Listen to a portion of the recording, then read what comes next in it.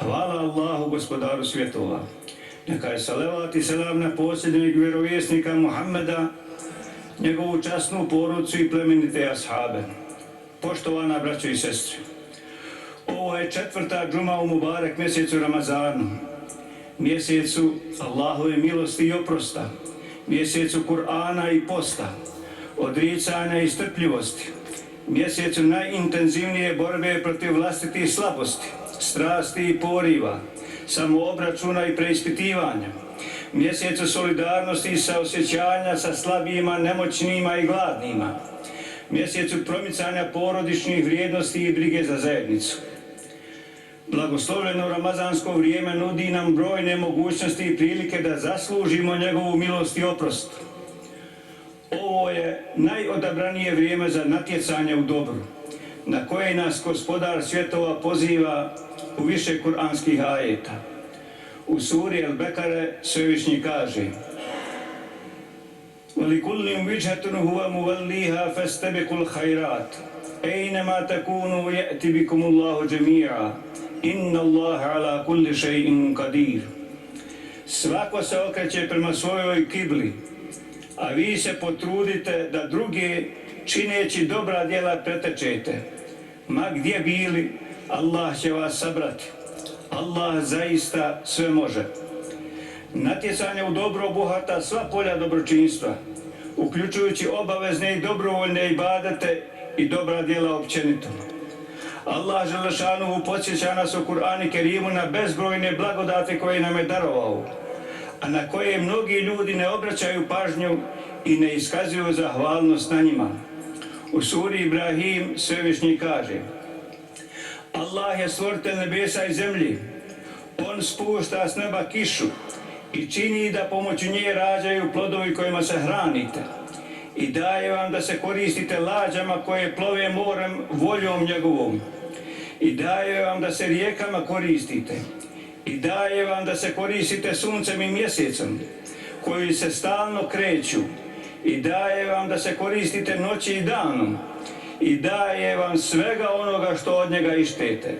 I ako biste Allahove blagodati brojali, ne biste ih nabrojali. Čovjek je uistinu nepravedan i nezahvalan. Na ovim bezbrojnim Božjim blagodatima iskreni vjernici i vjernice zahvaljuju srcem, riječima i djelima. Ova zahvalnost se prije svega ostvaruje ustrajnim izvršavanjem temeljnih islamskih dužnosti. Mjesec Ramazan je vremenski okvir za izvršavanje svih ovih temeljnih dužnosti izuzev obreda hadža. U današnjoj hudbi govorit ćemo o obavezi zahvalnosti na blagodati imetka, izvršavanjem obaveza zekata i sadakatul fitra, koje se u islamskom učenju označavaju kao imovinski ibadet. Naša je praksa da se obaveza izdvajanja zekata izvršava u Ramazanu, što je svakako najbolje vrijeme za to, jer se farzovi izvršeni u Ramazanu višestruko vrednuju, kako se navodi u hadisu, a obaveza sadakatul fitra izvršava se isključivo tokom mjeseca Ramazana, odnosno prije klanjanja Bajram namaza. Zekijat, kao što je poznato, jedan od uvjeta kojima se iskazuje i potvrđuje pripadnost islamu i muslimanskoj zajednici. U suri Taube Svevišnji kaže: ali ako se oni budu pokajali i namaz obavljali i zekijat davali, braća su vam po vjeri. Glavni smisao ustanove zekijata jeste iskazivanje zahvalnosti stvoritelju na blagodati imetka putem izdvajanja zekijata na određene vrste imovine. Ibadetom zekijata duša se čisti od pokuđenih osobina škrtosti, sebičnosti i pohlepe za prolaznim dunjalučkim dobrima, a imovina se njime čisti, štiti i uvećava. Uzvišeni Allah kaže: Estaizu billah, وَمَا أَنْفَقْتُمْ مِنْ شَيْءٍ فَهُوَ يُخْلِفُهُ وَهُوَ خَيْرُ الرَّازِقِينَ. Što god vi udjelite, on će to nadoknati. On najbolje obskrbljuje. Poslanik alejselam kaže: kada izdvojiš zekijat iz svog imetka, štitiš ga i odstranjuješ iz njega ono što je po tebe zlo u njemu. Zabilježeno je da je Muhammed alejselam rekao: zaštitite svoj imetak izdvajanjem zekijata. S druge strane, u Kur'anu i sunnetu navodi se žestoko upozorenje onima koji ne izvršavaju ovu obavezu. U suri Teube Svevišnji upozorava onima koji zlato i srebro, to jest imovinu, gomilaju i ne troše ih na Allahovom putu, navijesti bolnu patnju. Na dan kad se ono u vatri džehennemskoj bude usijalo, pa se njima čela njihova i slabine njihove i leđa njihova budu živosala. Ovo je ono što ste za sebe zgrtali. Iskusite zato kaznu za ono što ste gomilali. Komentirajući ova dva ajeta i upozorenje sadržano u njima, ulema naglašava da se ono odnosi na imovinu iz koje se ne izdvaja zekat, ne i na imovinu iz koje se izdvaja zekat.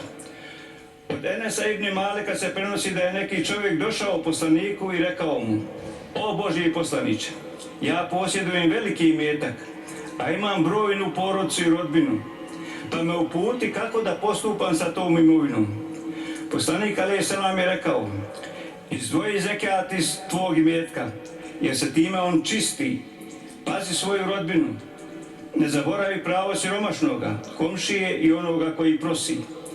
U citiranom hadisu poslanik a.s. je jasno razlučio između obaveze izdvajanja zekata i obaveze individualnog pomaganja rodbine i sirotinje putem obične sadake. Ibadet zekata podrazumijeva dvije obaveze.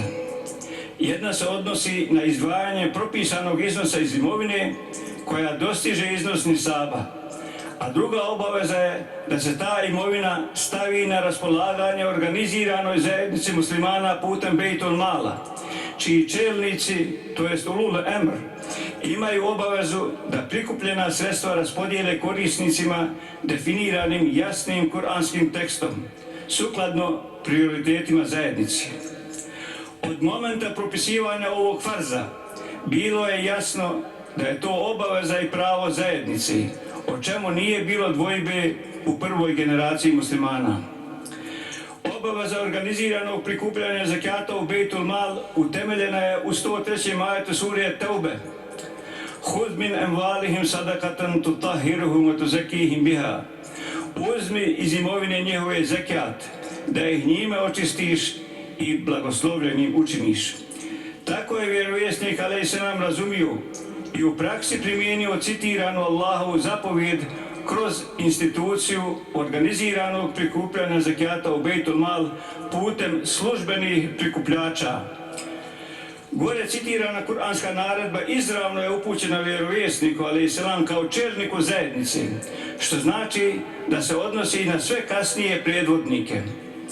Ajet ovlašćuje i zadužuje vjerovjesnika, a poslije njega sve one koji budu predvodili muslimansku, odnosno islamsku zajednicu, da organizira prikupljanje zekata i raspodjeljuje ga sukladno odredbi u 60. ajetu sure Teube.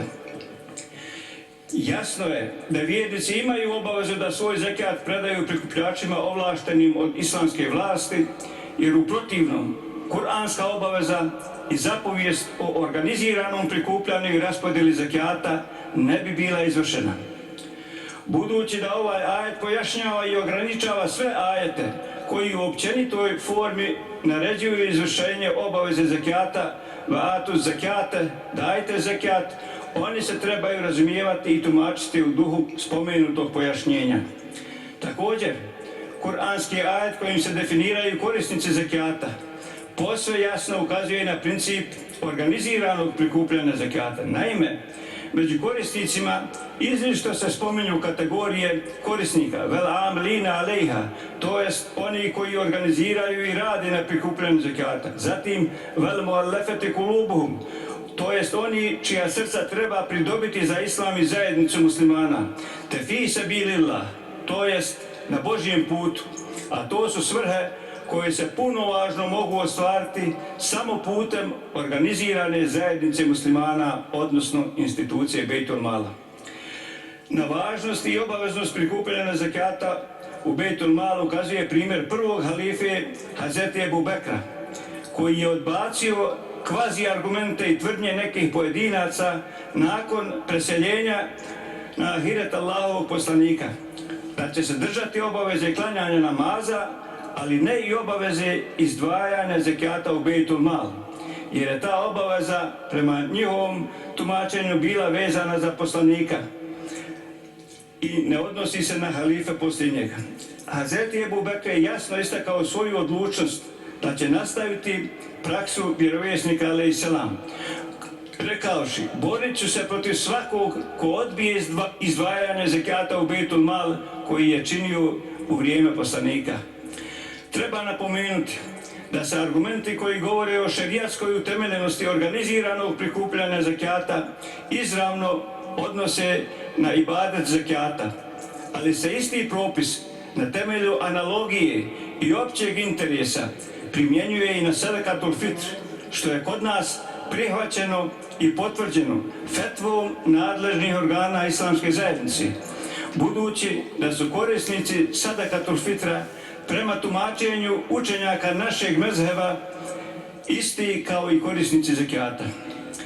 Izdvajajući zekat i sadakatul fitru u Bejtul Mal, vjernici izvršavaju svoju obavezu, potvrđujući time odanost vjeri i zajednici, a nadležni organi islamske zajednice preuzimaju odgovornost za raspodjelu prikupljenih sredstava na način kako je to Kur'an časni definirao. Nadamo se da će vjernici i ove godine, kao što su to činili prethodnih godina, izvršiti svoje imovinske ibadete na propisani način, moleći Allaha dželle šanehu da ih nagradi svojom neizmjernom nagradom.